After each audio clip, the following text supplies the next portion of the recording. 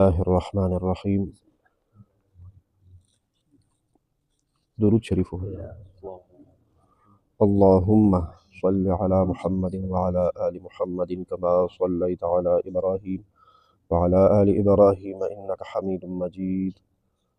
اللهم بارك على محمد وعلى آل محمد كما باركت على إبراهيم وعلى آل إبراهيم إنك حميد مجيد. باب کراهت رکوب الجلالتی. جلاله ساروی باندې سورلی کول مکروه دي. وهي البعير او الناقة التي تأكل العذرة. او جلاله هغه اوخه یا اوخې ته وایي چې هغه ګندګي خوري.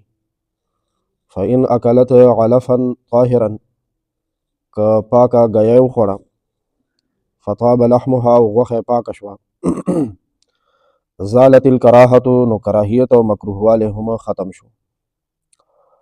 1492 نمبر حدیث مبارک دی. 1692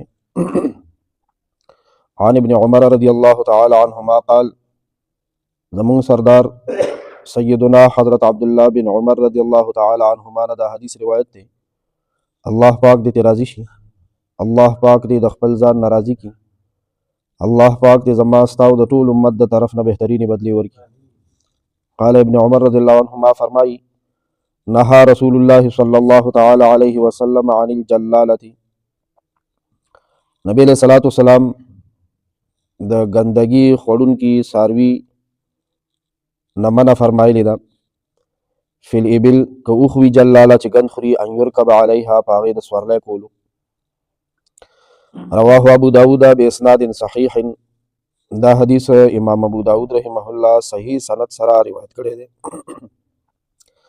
د حدیث شرح کې عالمانو فرمایلی دي چې دې حدیث کې د جلاله ساروي د خوراک نه منع راغلی ده. جلاله هغه ساروي ته وایي چې ګندونه خوري، نو د هغې غوښې خوراک نبی علیه السلام منع کړي دي.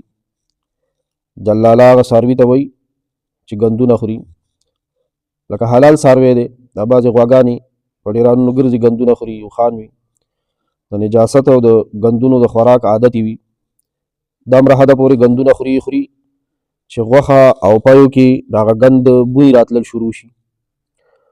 نو دې باره کې امام اعظم ابو حنیفه رحمه الله، امام شافعي رحمه الله او امام محمد رحمه الله فرمایلی دي چې داسې څاروی به څو ورځې وتړي او پاک او صاف پاک شیزونه به پرې خوري، تر دې پورې چې د غوښې او د پایو نه هغه بدبو ختمه شي. نو اوس که دا حلال کې او د دې غوښه خوري، نو دې کې څه حرج نشته دی. او امام مالک رحمت الله علیه فرمایلی دي چې داسې څاروي سره به دوه کاره کېږي. یو خو دا چې یو طرف ته به ورته پاکه صافه غذا ورکولی کېږي، پاک خوراک به پرې خوړلی کېږي، او بل طرف ته به یې ښه ښایسته طریقې سره پاک صاف ووینځي. داسې څاروو باندې چې هغوی ګندونه خوري، په هغې باندې سورلي هم شریعت ښه نه ده ګڼلې، مکروهه ده.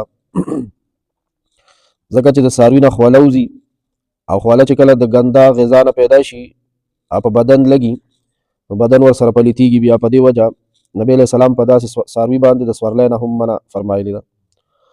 باقي پاتې شو داسې څاروی حلال څاروی دی، اکثره غذا یې پاکه ده، خو کله کله داسې نجاست هم خوري، نو هغې کې څه کراهت او مکروهوالی نشته دی. یا ارحم الراحمین. اللهم انک عفو.